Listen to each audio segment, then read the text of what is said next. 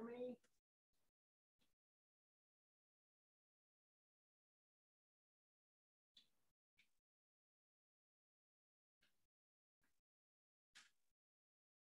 Oh, well. Let's get it started. And I think that these chapters about late antiquity and Byzantium, they're kind of mixed up a little bit. They kind of run forward in history and then it kind of goes back in history. And so that's what we're going to talk about today and Tuesday. But before we get to any of that, I'd sure like to kind of do a little back and forth of my own here. I'm glad to see you. So, as we were discussing about Roman art, especially Roman sculpture, what were the characteristics of Roman sculpture, especially imperial Roman sculpture, as opposed to classical Greek sculpture? We talked about how there was a lot of cross-pollination, a lot of exchange, and a lot of what the Romans were doing was copying or emulating what the Greeks did. But that last period, or what was going on in Roman art, sculpture specifically, what were its characteristics? Yes, Tracy. Realism.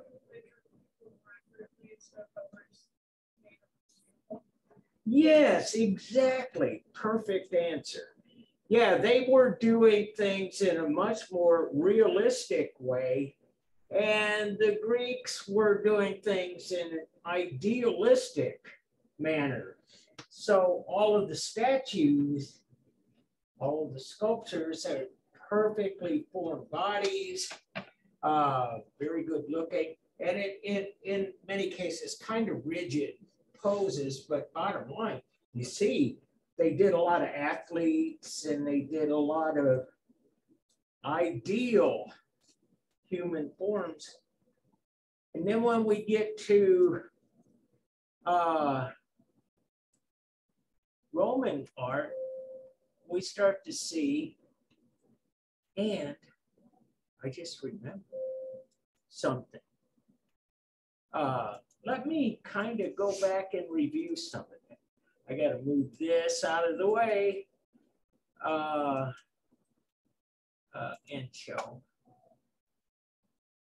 And let's go here. Let's go there.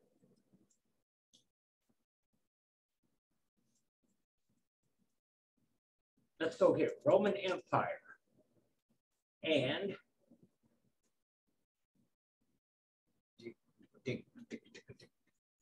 okay, good. Let's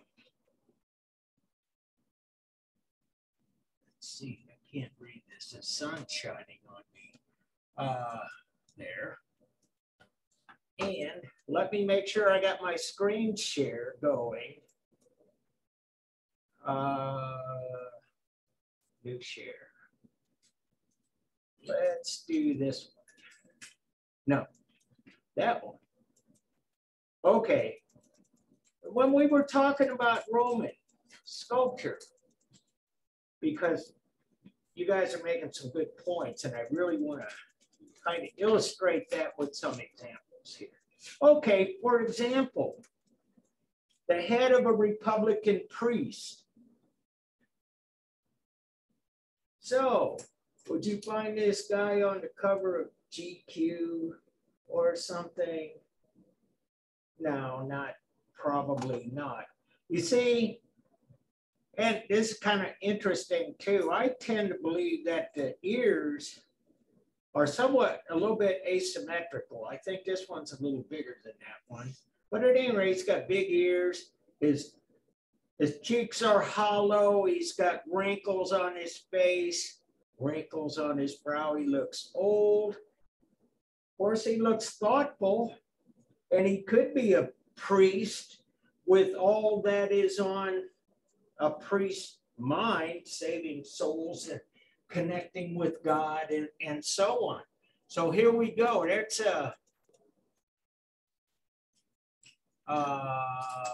let's see. Yeah, we talked about the head of Pompey the Great too. And it looks like he's forlorn, lonely, kind of maybe missing someone, or looks like he has a little bit of regret.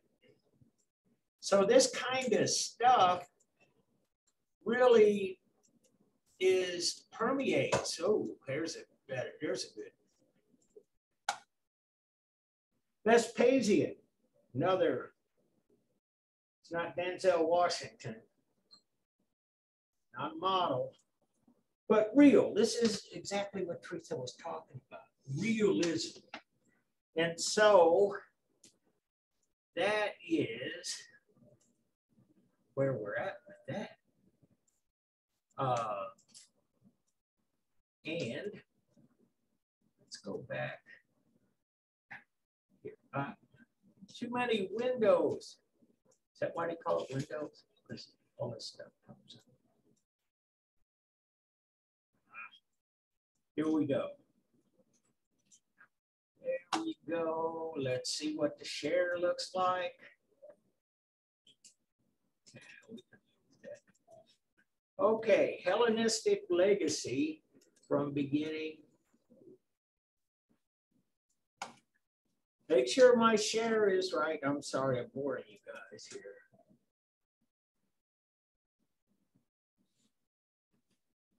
That's good. So, the Hellenistic legacy. Anybody know what the Hellenistic period is in Greece? It was in one of the slides, but we didn't really cover it too much. Well, there are different theories, different dates, but roughly the accepted view is that it's between 323 BCE and 31 BCE. And that is after the death of Alexander the Great, and the kinds of things that we were seeing here in Roman sculpture were happening in Greek sculpture. And it's in the Hellenistic period. And I pull this out because there's a lot of overlap here. 31 BCE overlaps with the Roman Empire and the Roman Republic. And all of this is all really kind of happening all at the same time. And if you will, the Romans and the Greeks had their hands in each other's pockets. They were taking ideas and exchanging them. And so let's start with this one. And you can tell this is late Hellenistic Greek, but Athenandros, I can't say these Greek names. Bottom line, we know who did this. And that is a sign that it is more close to the present. Because in antiquity, we didn't really see a lot of signatures. We didn't see signatures on the paintings like we would today. We didn't know who made the sculptures. Occasionally, we would know who made the buildings, like Iktinos did the Parthenon, Imhotep, instrumental in the pyramids at Giza, but bottom line is, you know, mostly we don't know. And so the title of this is interesting. Laocoon and his sons from Rome, Italy, 1st century Common Era. So this is Roman but it's done by some Greeks here. And so, like I say, we have our hands, we're in each other's pockets, they are partners. And I think that if we want to take an analogy, this is strained, mind you, but it's like today, 2021, and you want to buy an American-built car, let's say, or you want to buy a Greek-produced sculpture back in the 1st century. Well, it's kind of hard to know all this because like buying an American car, say I'm from the old school, and I worked out at Chrysler, and these union guys would buy American, don't buy foreign cars. Still hears it. Bottom line is, there is really hardly anything that even resembles an American-made car, except possibly Tesla. But even a Ford or a Chevy or a Hyundai or a Kia or a Toyota or a Nissan or an Audi or a Mercedes-Benz. It's all global.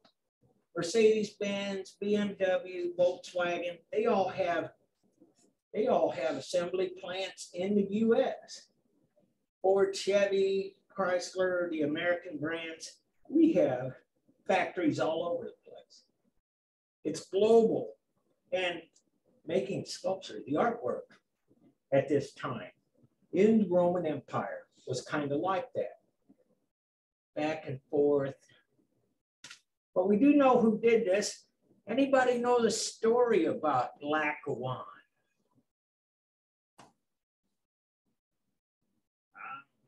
I get to teach them. I love it. Laocoon, he was a Greek priest, and he betrayed the Greek army by revealing military secrets to the enemy. This is the story. It's written, it's everything. So the gods, the Greek gods, punished Laocoon. They condemned him to death. They said, you will die by the hands of a serpent, and not only you, but your sons will die as well. That's how the story goes. That's what's going on here. Laocoon, you see that serpent? It's like a huge snake. You see it's wrapped around his leg, above this leg, around Laocoon's leg, up through here, around the back of the body, and up, around the back, through here, around his arm, fighting Laocoon right there at the side. That's what's going on. So, stylistically, well, we were just talking about realism. The idea of realism kind of has its roots in portraying emotion and feelings. And that's something that we still do today a lot. Much art is there to evoke an emotional response from the viewer. And certainly, these guys are in agony. They're dying because the serpent's killing them. Death, regret, shame, fear, all of that stuff. So let me tell you a little bit about the history of this. We really don't know. It's you see it's 7 feet, 10.5 inches high, and it's in the Vatican. But this sculpture was lost for quite a long time. And in fact, it was dug up in the 15th century. I showed you a while back how a farmer in Egypt dug up a sandstone tablet. Well, that stuff still happens today, and it happened about 600 years ago. And this farmer in Italy found this thing in his field, and they dug it up. And this was such a revelation to a lot of those very famous Renaissance artists like Michelangelo and Donatello and Raphael. They were all astounded. Could you imagine digging stuff up out of a field, and its technical excellence, its artistic, the artistic ability you couldn't match. Nobody could do something like this. It was like way, way advanced. And it did inspire a lot of art through the Renaissance, and they aspired to produce sculpture of this technical excellence and the portrayal of such deep, profound emotions. And so there's a lot of questions about how did this get buried in a field, and we don't really know. It was lost for 1,000 years or so. But bottom line is this, I want you to think about this, because here are some of the possible explanations. One is that after about 300 BCE, Rome comes under constant attack from all of these populations, mostly from Northern Europe. The Germanic tribes come in, the Huns come in, the Gauls come in from France. They're all coming down. They're invading Rome. And when they invade, they plunder, they loot, and they take everything they can. Take it back with them. Now, the obvious low-hanging fruit, gold, jewels, precious metals, stuff like that. But, you know, occasionally they would see something that they knew they could would steal artwork, statues, big, it's just like almost 8 feet high. But they say that these vandals, which is where we get the word vandalism from, by the way, they came in and they took sculpture, and oftentimes they couldn't quite get it all the way back home. So they just left it. It's not worth killing my horses. They can't carry this thing. Let's leave it. Let's go home. Or there's another theory that that these places in the Roman Empire had these great works of art, valuable works of art, and they buried them to keep them out of the hands of the invading armies. At any rate, it stayed buried. It was resurrected. And this is like one of the preeminent sculptures in Western art history. Laocoon and his sons, or sometimes it's called the Laocoon group.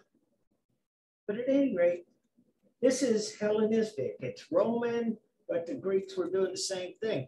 This is Mary Magdalene by Donatello in the mid-15th century. I'm going to zoom in on this.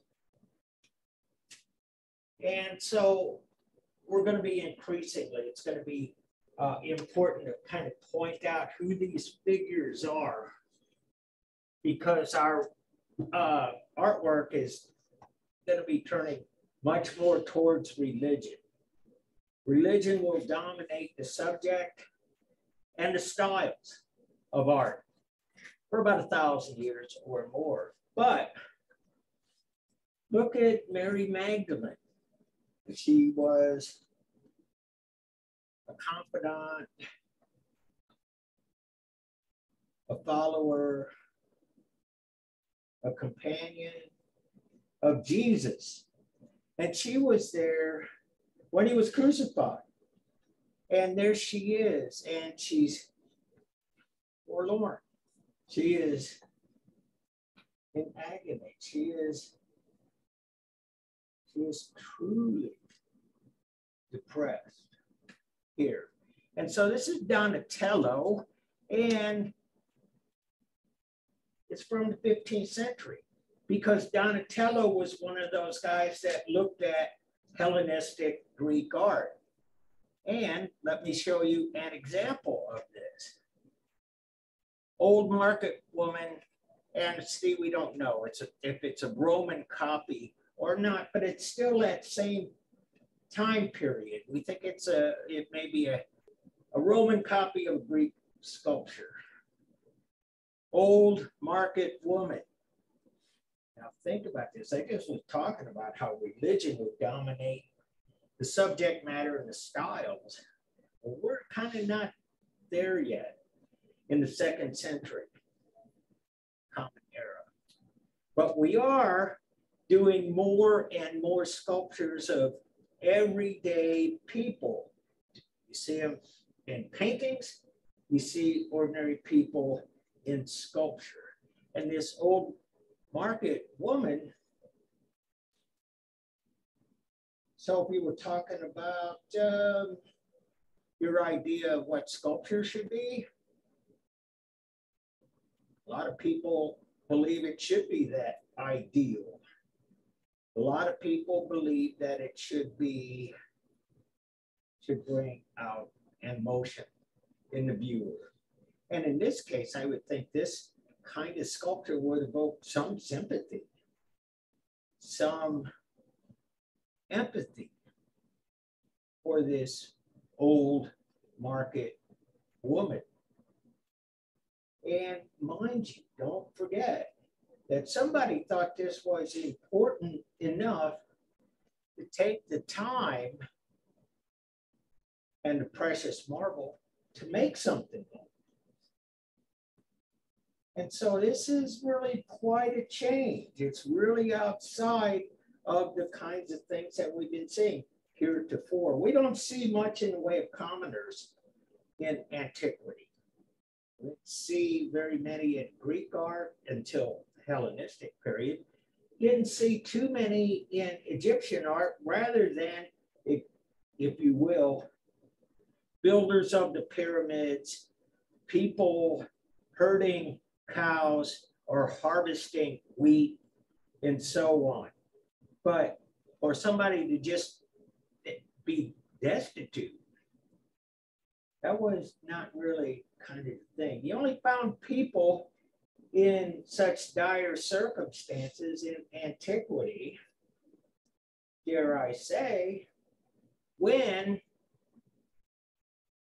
they were dead soldiers. And so that was okay.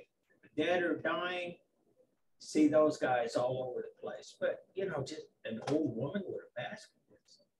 And so you can see with Donatello, he's exposed to some of this, gets it. You can look at it, you can see it, you can say, hey, this is genius. I want to do this. And that may not be such a big deal in today's day and age, because we see a lot of artwork designed to evoke sympathy or empathy. Actually, this kind of stuff is all around us. You can't watch TV without seeing commercials about Save the Children. You see these poor starving children all over the place. We see there's one for doctors. What is it about having cleft palates and stuff? Donate money. They'll send doctors over to operate and fix that. Dogs, ASPCA, abused animals. You see it? I mean, really, it's like part of the mainstream vocabulary in our media and in our art, but not so much then. And so one of the things that we're still trying to figure out. These are Michelangelo's, what we call them, the unfinished sculptures. And we're not sure exactly if they were finished or not. This may have been how he wanted them completed, that these required no other work. But I'll show you this. And this is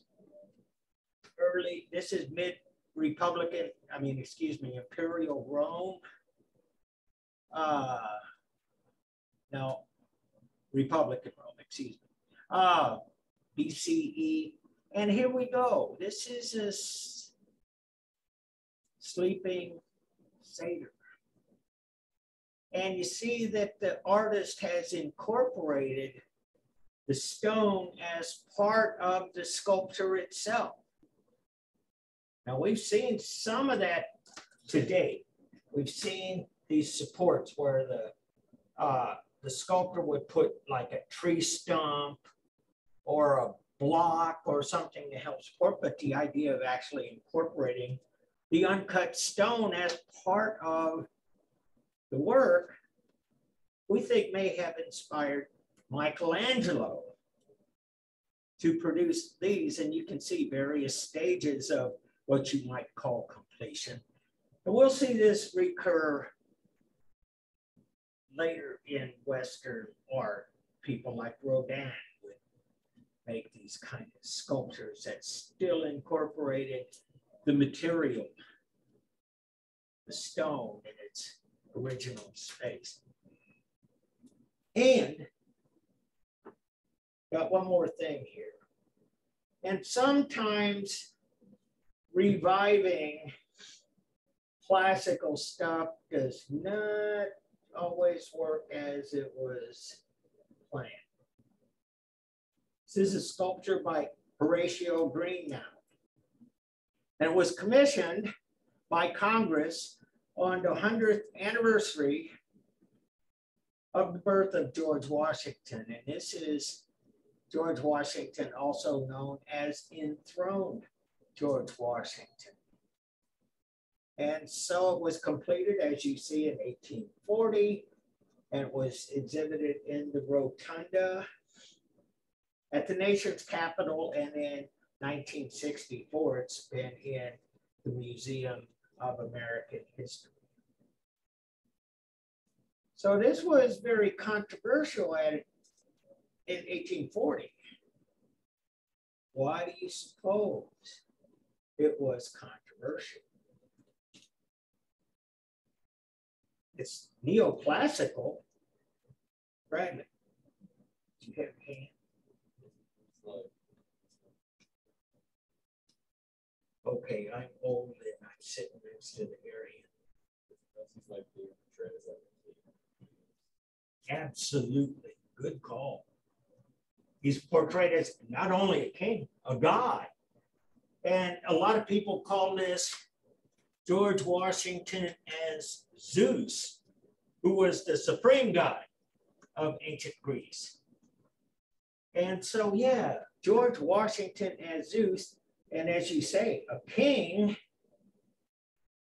And it wouldn't be the first time in history that the kings, the royalty, and the gods, the deity, have been kind of merged together. We've seen that in ancient Egypt in a big way. But Riley, you're absolutely right.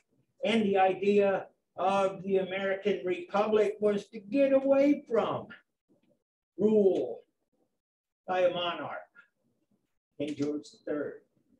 For example, we don't want kings. We have presidents. We are a republic. We rule ourselves. We are a democracy. We elect our leaders and so on. So yeah, that was part of it. Another part of it is that things get kind of dicey. It was true with the Washington Monument, as I discussed. It was an obelisk. It was basically an Egyptian monument. And a lot of people didn't like that either because it was pre-Christian. So this is goes back to antiquity, obelisk, and so on. But at any rate,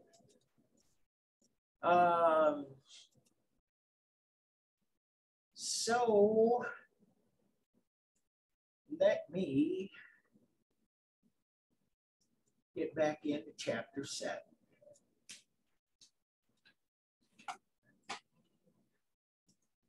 Slideshow, share. We can do this one. That's good. All right, Julia, you still with me here? Yes. Okay, can you see the Roman Empire? Have you been able to see what I'm talking about?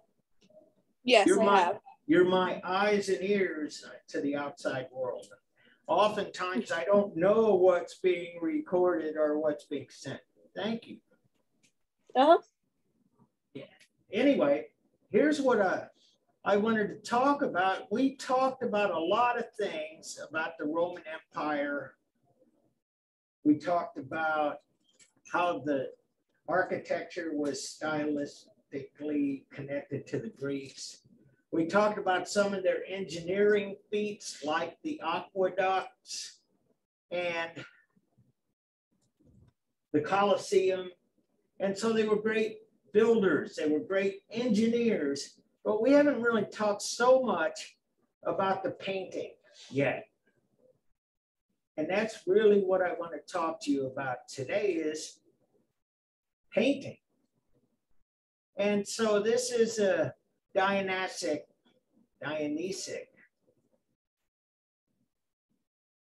frieze. And so in Greek mythology, again, like I say, we're in this kind of cross-cultural sort of thing going on. This is from Pompeii, and this is named after, and this is a Greek subject. And so, understand this, there were 2 second-generation Greek gods.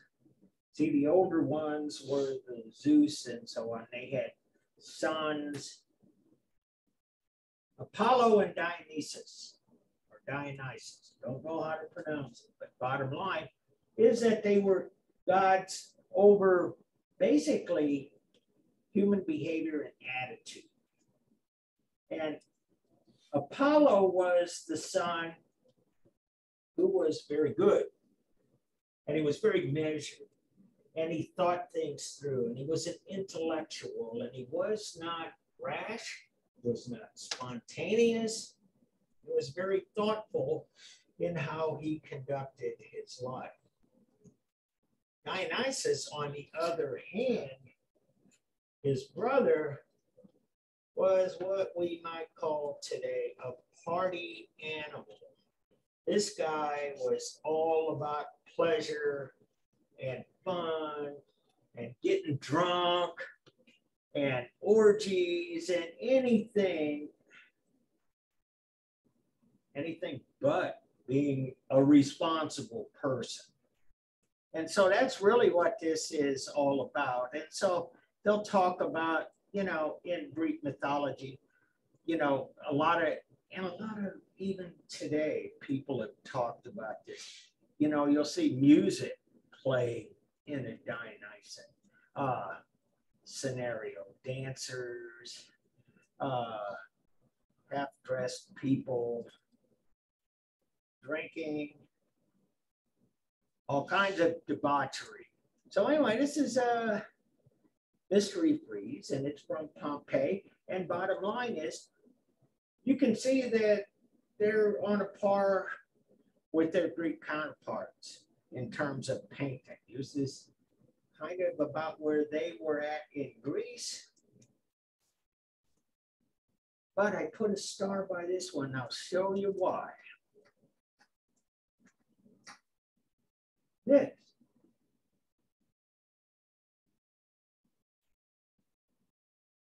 Why would I be interested in this? this painting. Because, oh heck, you have bad taste. Or you have good taste. Or you're crazy. You're sane. I don't know. Kelsey. What? The amount of depth in it. The amount of depth, absolutely. Right on the nose. Exactly right. And so what would you call like how these roof lines are tilted this way? Some of you painters, people taking drawings, stuff. What's that all about? Were they tilted buildings? Perspective. Absolutely. We haven't seen anything quite like this. We've seen some illusion of depth in some places, but for the most part, a lot of the painting was flat or had a minimum amount of depth. You can create depth in a lot of ways. One of them is overlapping. And the Egyptians did that a lot. They'd overlap stuff, and you could do scale. Bigger comes forward, smaller goes into the distance.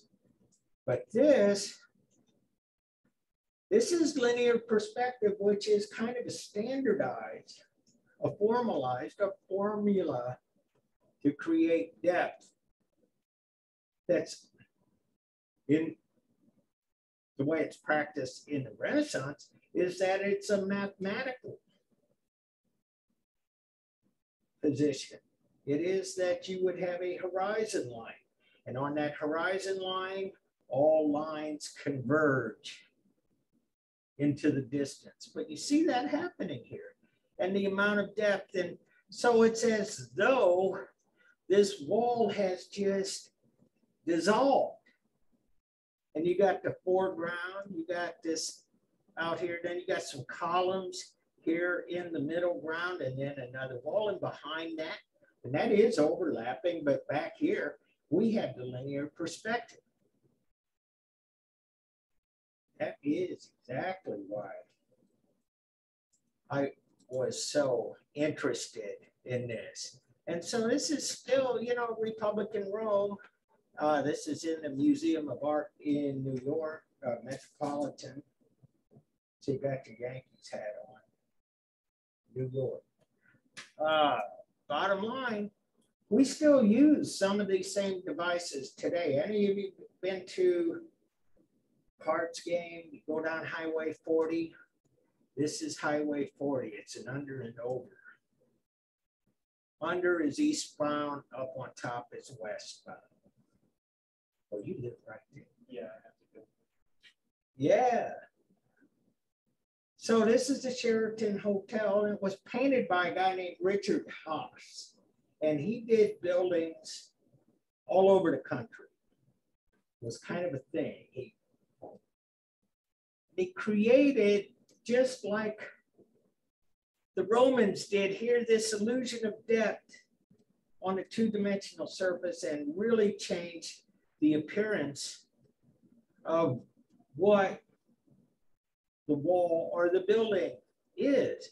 And so you can see, this is the before. This was the Edison Brothers Distribution Center. Old St. Louis picture. You can see the old cars here, just saying. Edison Brothers, they made radios and electronics, toasters and stuff. Anyway. But they went out of business, and this was a decaying, urban decay, dilapidated, abandoned building bought up by the Sheraton Hotels, revamped it and made a hotel out of it, and they got Richard Haas to paint this. I'm telling you the history. What I'm really interested in is that you see some of the things, some of the artistic devices Haas used. For instance, he has this overlapping. We can see that. And this is in front of the column. We see the globe on top of the column. We can see that by positioning, but we also see some other things, like he basically manipulates the illusion of light. The light is coming from, which is here, would be the west. Oh wait, this is the other side. This is the coming from the north. Excuse me, this would be the south. Anyway, and you see the creation of shadows, or the illusion of shadows, which actually gives your eye something to see, to create that illusion of deep space. And so there's a word for that. It's a French word. It's called trompe-l'oeil, fool the eye. And so this is on the south side. This is facing Highway 40. This is, oh, just saying, one last point. No pun intended. What are these things here? Obelisk, Cleopatra's Needles, the Washington Monument. See, it's all based on antiquity. And so here's a garden, wall painting, gardenscape. And so I wanted to mention this too. In the book, they list first, second, third, and fourth styles of Roman painting. I don't expect you to know that. I don't know that I fully understand the distinctions too. But see, this is third style, and for me, I don't think there's enough there to really kind of figure out what's going on, not by looking at it. And this fourth style is kind of interesting though, because this is a wall painting that looks like a wall that has paintings on it. And so you see these paintings that are actually on the wall, but it's made to look as though they're hanging on the wall.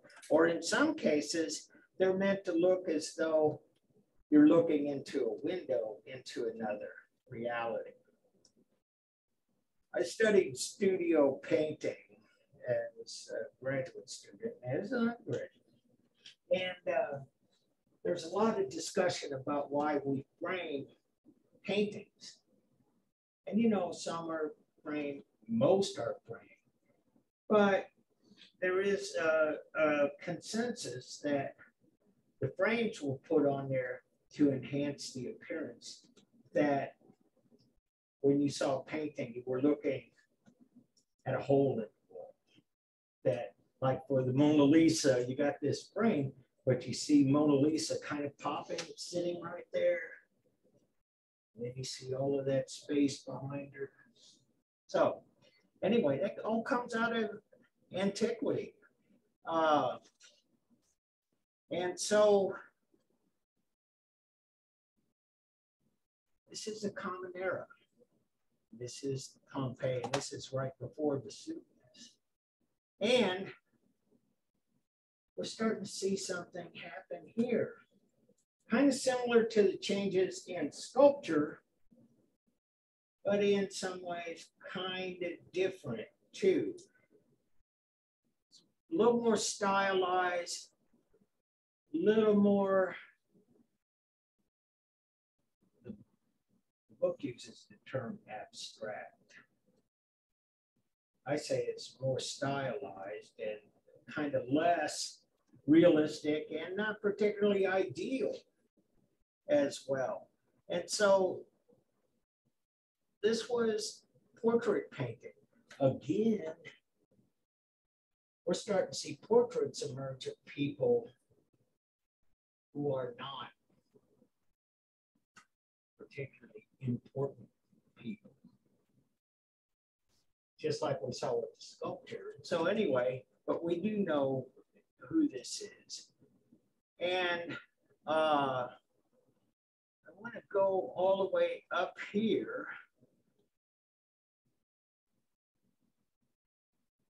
Sorry if I'm giving you motion sickness. I'm giving myself motion sickness. I want to get to here. And I want to get a zoom in. Roman portrait painting. As we discussed,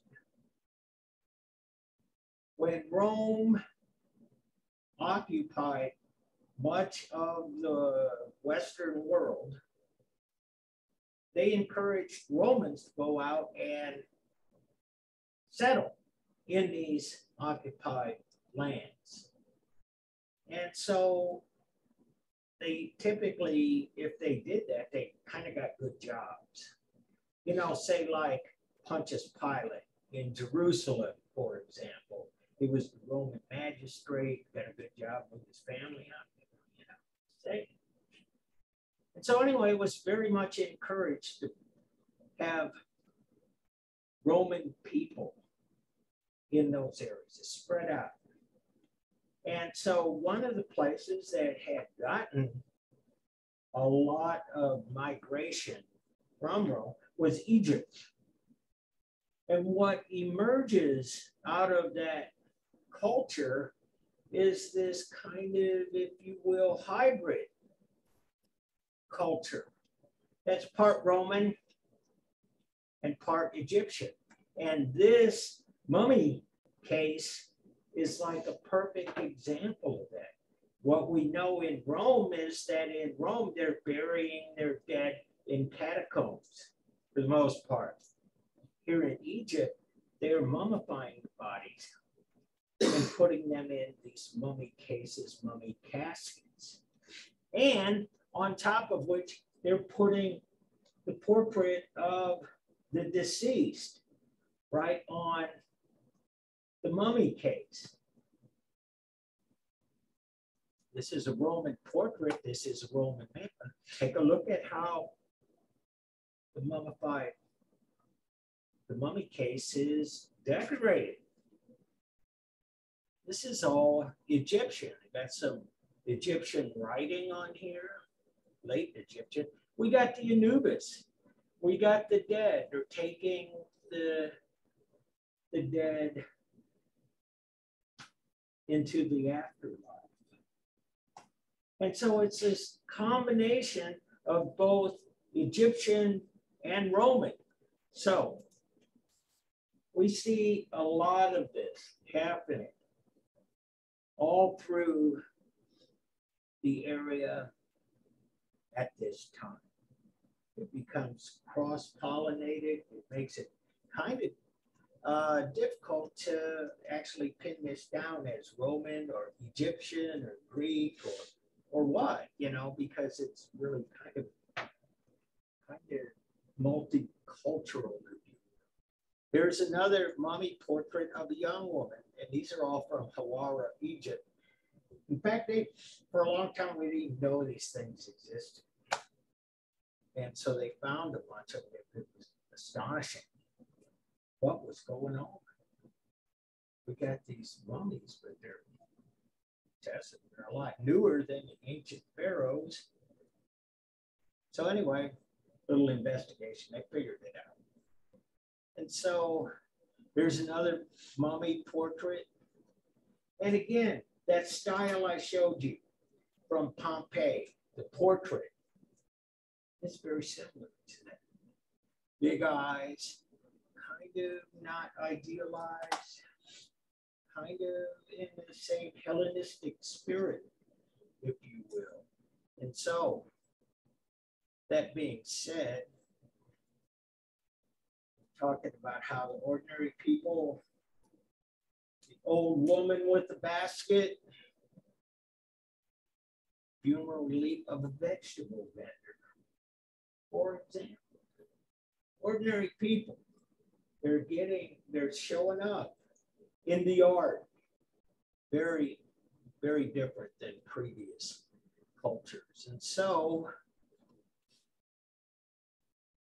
I want to kind of go back a little bit to the painting because there's a few things yet I want to talk about. Did I pass it up? There it is.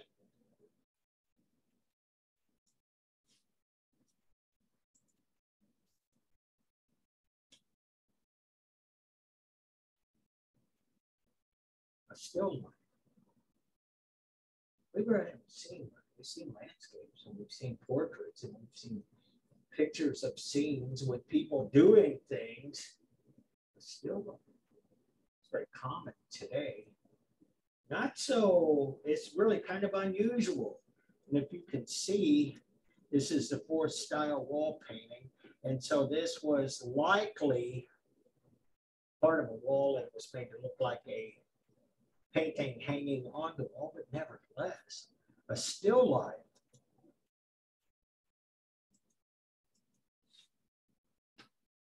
This part, I found this part to be intriguing too. Why might that be? It's water, and it's water in a glass. How many of you do art in here? Let me know. Yeah, good. I thought we had pretty good percentage of artists in here. Have you ever, any of you ever been tasked or attempted to draw or paint the illusion of water in a glass? Okay, up. You did? Yeah. Okay. How did it turn out? Yeah? Why?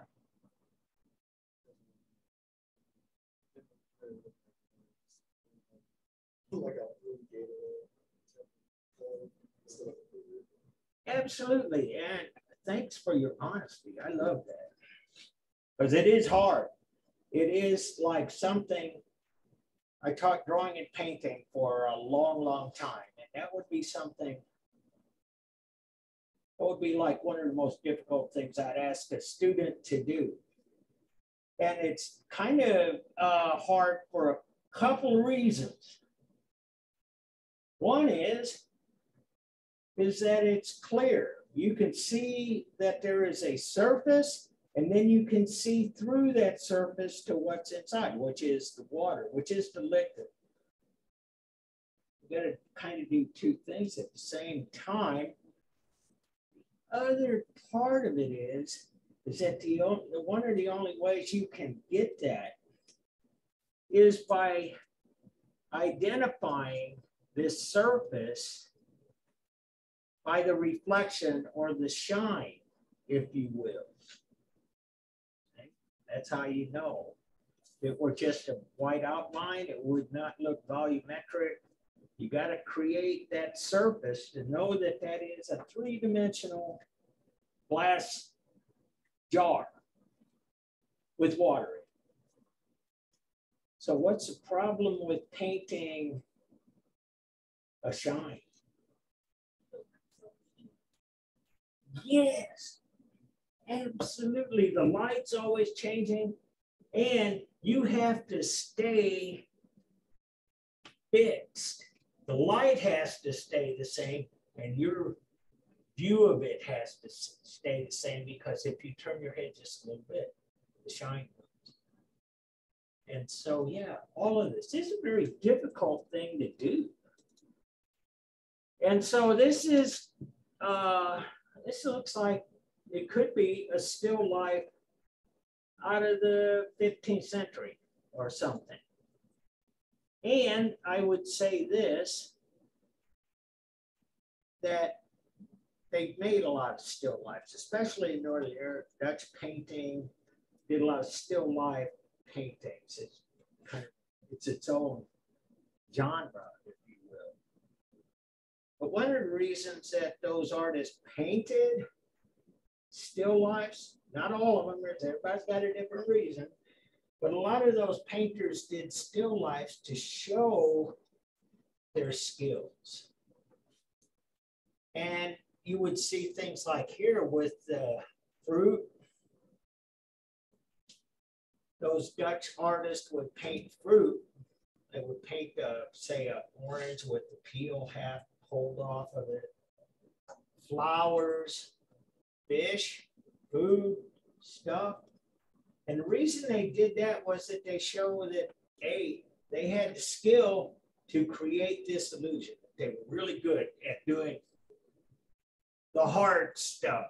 The second thing about doing fruit and flowers and food and stuff was it showed that they were quick. Because if you got flowers in a vase, they don't last that long. You got to paint them before they start to wilt, or the fish starts to rot. So anyway, and so this is 200 Common Era, and we're starting to see this. A lot of this just becomes really pretty stylized, and a lot of big eyes and a lot of gesture, and so this. Anybody from the Middle East around here? Yes. This is a denarius with portrait of Julius Caesar. Are there still countries that call their currency a dinar? Yeah. Well, the point I'm making is that a lot of this thing of having coins and how we see that, and the name of it in modern times, actually, a lot of this goes back to antiquity. So anyway, that's what I wanted to finish up Rome with.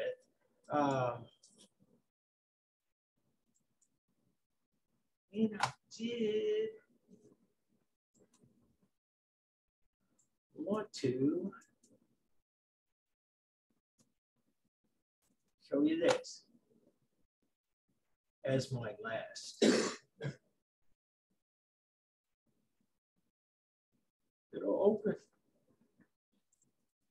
Oh, it was open. Just taking its time.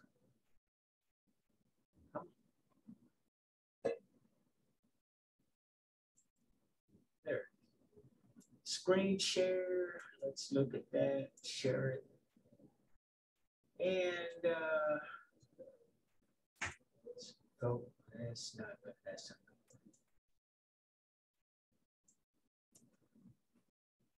Hoping you can see this. This is in the module. So where we'll pick up when we come back on Tuesday is that we're going to talk about the ideas of Christian art. And so we've been talking about the Hellenistic and stuff like that. Go through the painting. Bottom line is that in the early 4th century, the Roman emperor moved the center of the Roman Empire to Byzantium, renames the city Constantinople. He's a transformative figure in a lot of Christian denominations. They call him Saint Constantine. He was the first to legalize and adopt Christianity as the official religion of the Roman Empire. And in fact, he was so into Christianity that he had his mother, elderly woman named Helena, which in some denominations, a lot of places, they call her Saint Helena, Constantine's mother. He sent her on a pilgrimage to Jerusalem and what we now call the Holy Land. And her job was to find all of these sites and find as many artifacts from Christian religion as they could find. See, Christ himself had been dead for like 300 years, but she went back and went into Jerusalem, and one of the prized objects was finding the true cross, to find the cross that Jesus was crucified on. And that's what this picture is. You see over here, this is an archaeologist from 4th century Common Era, and he's digging around and he's finding crosses and stuff. But she's being presented here with the true cross. And so, you know, she went there and found established where the Holy Sepulchre was. And there's a church there, the Church of the Holy Sepulchre in Jerusalem. She identified some places. She came back with a lot of artifacts. She also didn't find a lot of things that we're still searching for today. One being the Holy Grail, which is the chalice, the cup where Jesus and his disciples drank wine from at the Last Supper. And so you still hear these stories about it, in search of the Holy Grail. They're still looking for it. It's been 2,000 years. But at any rate, that's what St. Helena did. And